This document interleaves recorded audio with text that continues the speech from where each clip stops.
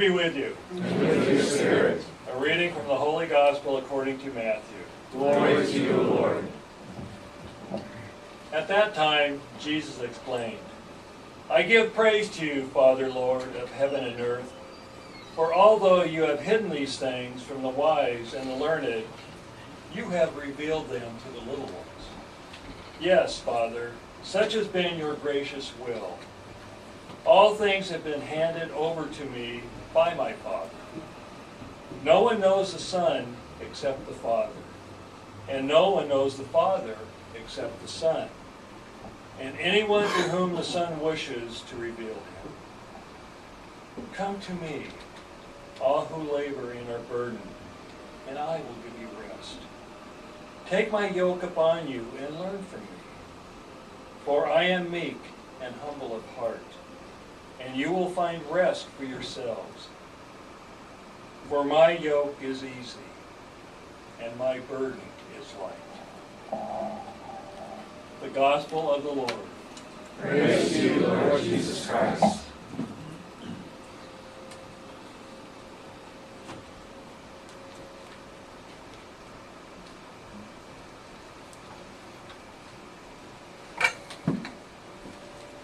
Be seated.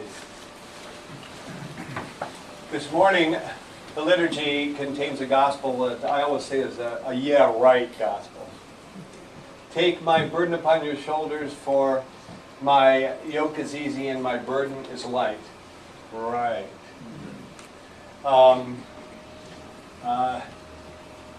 Today I heard one of our parishioners saying, oh, help me, help me, help me, help me, something in that way, right?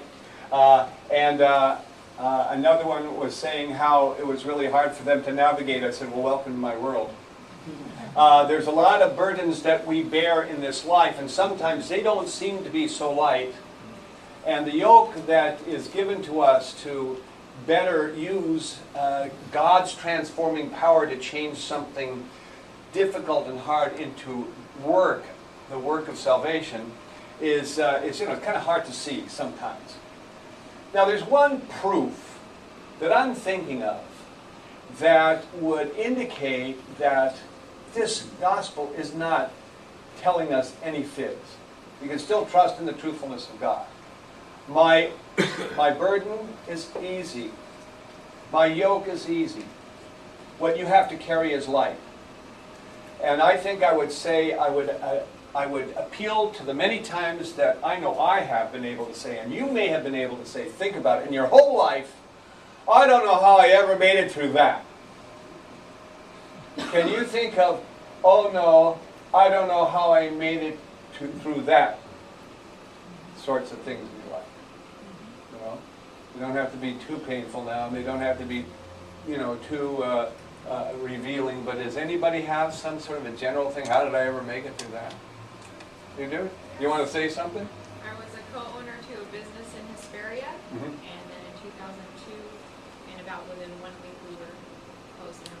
Closed down. Whoa. It was a decision that I never ever thought I'd have to make. Right. Thought I was going to retire a business owner, and it just did not happen. Right. Isn't that something, huh? That happens to a lot of people because of the economy. Sure. I have a friend at the donut house who was rich, and now he's poor. Another? I teach freshmen. Every year. That's enough, right? It's all said there. Well, I'm thinking of a young engineer, let's say 1965. There was a satellite sent up, called Pioneer 6, and it was to somehow measure electromagnetism and something about the pull of the sun and all that sort of stuff I don't understand. Gary could explain it to you after the Mass. However, this young man happened to be in the director's office of NASA in the engineering concern that had kind of put the final touches on this satellite. And he was on the phone, he's saying, oh no, we have to scrub the whole thing. That's it. And one of the problems was the antenna. It was not going to withstand the launch procedure. And so this antenna that was supposed to kind of be functional during that time was the big problem, and what are we going to do, and how can we make this work? And he was going to scrub the whole thing. Now, you're talking about millions of tax dollars, right? Nobody's going to be too happy with that. So in any case, a young engineer was in the office at the time. He says, no, we can do this. Now, I happen to know that at one point this young engineer said to himself, I don't know what I'm saying. And probably if he looks back on it, he'd say, how did I ever make it through that? But he became the cheerleader, which is not an engineer thing to do, you know. He just went ahead and he made sure that they put every effort into, in the window of opportunity they had, which was only 6 months, and it was like this impossible thing. Now, don't ask me why an antenna. I think you just go and stretch it out, or call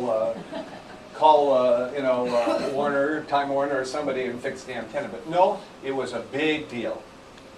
In any case, he knew, generally speaking, what the solution was. And everyone else became aware of what the solution was going to be. And so what happened was, they came up with the idea that they weren't going to use this primary antenna. They were going to go to the high gain antenna. And so they had to tell everybody, and Johannesburg was up in arms, and all of the different tracking stations were all very, very worried about this. But they were going to shift the signal to this other antenna and make use of it at takeoff time and other times when it ordinarily wouldn't have been done. And it worked. In fact, it worked so much that in the anniversary, 35th anniversary, was it? The year 2000. Year 2000 and whatever. They sent a signal up and it still worked. The young engineer's name was George Clasby, Jr. So he, and I think he is junior, I think the other one's the third, I'm not sure, there's a few George Clasbys around, but that was our George Clasby.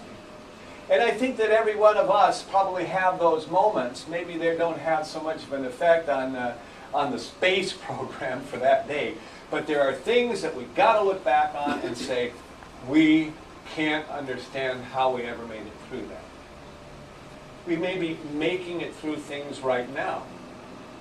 And I would say that not only this gospel that talks about what we have as being fashioned for us, doesn't feel like that. However, you know what a yoke is.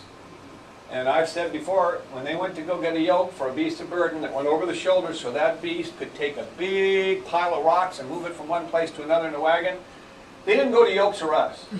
They didn't take the yoke off the rack. They took one yoke and they had a fellow who was a fashioner of yokes. He was a craftsman.